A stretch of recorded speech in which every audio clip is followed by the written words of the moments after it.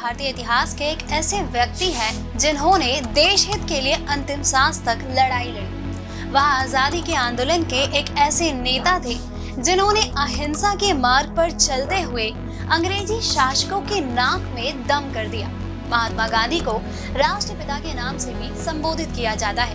उनकी सत्य और अहिंसा की विचारधारा से मार्टिन लूथर किंग और नेल्सन मंडेला भी काफी प्रभावित हुए थे। देश के राष्ट्रपति महात्मा गांधी के जीवन पर आधारित हमारे प्रभात प्रकाशन की कई पुस्तकें प्रकाशित की गई हैं। आज उनकी पुण्यतिथि पर आइए जानते हैं उनके मोहनदास करमचंद गांधी से राष्ट्रपिता महात्मा गांधी बनने की कहानी के बारे में।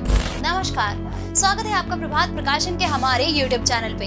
अगर आप हमारे चैनल पर पहली बार आए हैं तो हमारे चैनल को लाइक और सब्सक्राइब करना ना भूलें। तो चलिए शुरुआत करते हैं हम आज की यह वीडियो।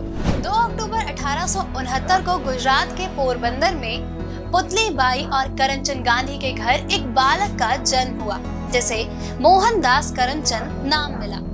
मोहनदास ने बचपन में ही मां के धार्मिक व्यवहार और संस्कारों को ग्रहण कर लिया। वह पढ़ाई में ज्यादा होनहार नहीं थे। गणित में मध्यम दर्जे के विद्यार्थी और भूगोल में काफी कमजोर हुआ करते थे। उनके लिखावट भी सुंदर नहीं थी, लेकिन वह अंग्रेजी में निपुण थे। अंग्रेजी के चलते उन्हें बचपन में कई पुरस्कार और छात्रवृत्तियां मिली थी। जब गांधी जी महज 13 साल के थे तभी उनका विवाह पोरबंदर के एक व्यापारी की बेटी कस्तूरबा से कर दिया गया। कस्तूरबा गांधी जी से कुछ माह बड़ी उम्र की थी। 15 साल की उम्र में गांधी जी पिता बन गए। हालांकि उनका यह पुत्र जीवित नहीं रहा। बाद में कस्तूरबा और गांधी जी के 4 बेटे हुए, जिनका नाम हीरालाल, मणिलाल, रामलाल और देवदास था।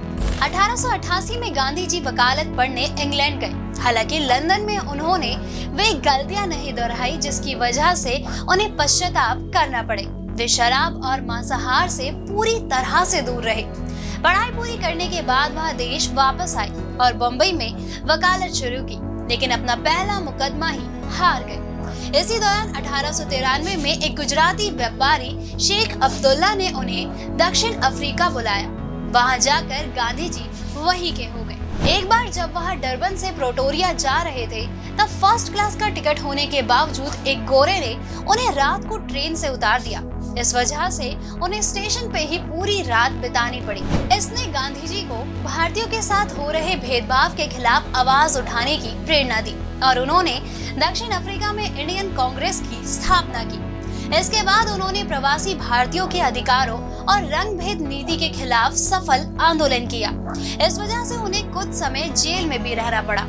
इस किस्से के बाद उनकी प्रसिद्धि भारत पहुंच चुकी थी। 1915 में जब वह भारत लौटे तो बम्बई में स्वागत करने कई कांग्रेसी नेता वहां पहुंचे। गोपाल कृष्ण गोखले भी इनमें से एक थे, जिन्हें गांधी जी का राजनीतिक गुरु भी कहा जाता है। गोखले की सलाह पर ही गांधी जी ने देश का भ्रमण किया।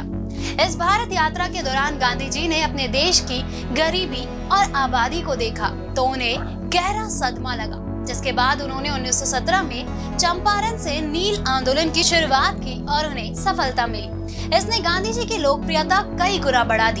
1918 में उन्होंने खेड़ा गुजरात आंदोलन का नेतृत्व किया। वहीं बाल गंगाधर तिलक के निधन के बाद गांधी जी कांग्रेस के बड़े नेता माने जाने लगे। 1919 में जलियांवाला बाग हत्याकांड के बाद उन्होंने अंग्रेजों से मिले सभी पुरस्कार लौटा दिए और रॉलेट एक्ट के खिलाफ सविनय अवज्ञा आंदोलन शुरू किया। वहीं साल 1930 में गांधी जी ने दांडी मार्च की शुरुआत की। नमक सत्याग्रह नाम से मशहूर गांधी जी की 2000 मील लंबी यात्रा में उन्होंने ब्रिटिश कानून को तोड़ा। राजनीति से दूर होने के बाद भी वे 1942 में अंग्रेजों के खिलाफ भारत छोड़ो आंदोलन में शामिल हुए। इस दौरान आजाद हिंद फौज की सक्रियता, नौसेना विद्रोह और दूसरे विश्व युद्ध से बने हालात को देखते हुए अंग्रेजों ने भारत छोड़ने का मन बना लिया। इस बीच 15 अगस्त 1947 को हिंदुस्तान आजाद हो गया। हालांकि बंटवारा हुआ और भारत पाकिस्तान 2 देश बने।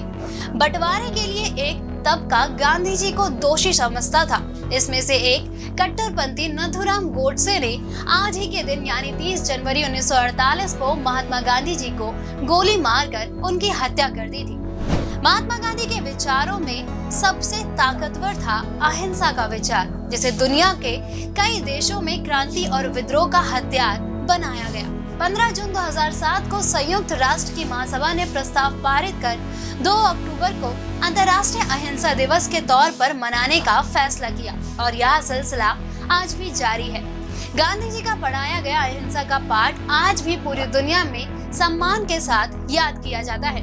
गांधी जी के जीवन पर लिखी कई पुस्तकें प्रभात प्रकाशन की ओर से प्रकाशित की गई हैं। इन पुस्तकों को खरीदने के लिए आप फ्लिपकार्ट और अमेज़न की मदद ले सकते हैं। इसके अलावा आप स्क्रीन पे दिखाए जा रहे नंबर की मदद से भी इन पुस्तकों को मंगवा सकते हैं। दोस्तों, अगर आपको हमारा ये वीडियो पसंद आया हो तो इसे अपने दोस्तों के साथ भी जरूर शेयर करें और अगर आपके पास हमारे लिए कोई भी सवाल हो तो उसे कमेंट में लिख के हमें जरूर बताएं। जल्दी आपसे फिर मुलाकात होगी एक नई वीडियो पे एक नए टॉपिक के साथ। तब तक के लिए नमस्कार।